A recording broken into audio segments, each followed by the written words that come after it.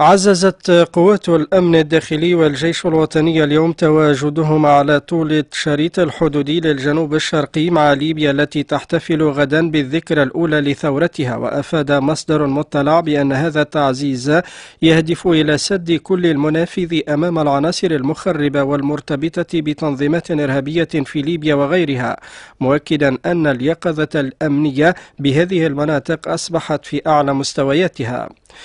كما أكد المصدر ذاته بأن السلطة الليبية تغلق بوابة وازن المقابلة للمعبر الحدودي يذهب ليلا أمام كل التونسيين الراغبين في دخول التراب الليبي.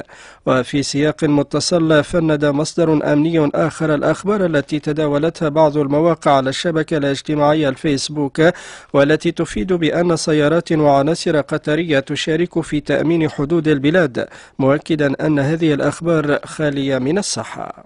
ذكر شهود وعيان أن عملية تمشيط واسعة النطاق تجري منذ صباح اليوم على السلسلة الجبلية بابن خداش، وأضاف شهود أن العملية تشارك فيها طائرة مروحية.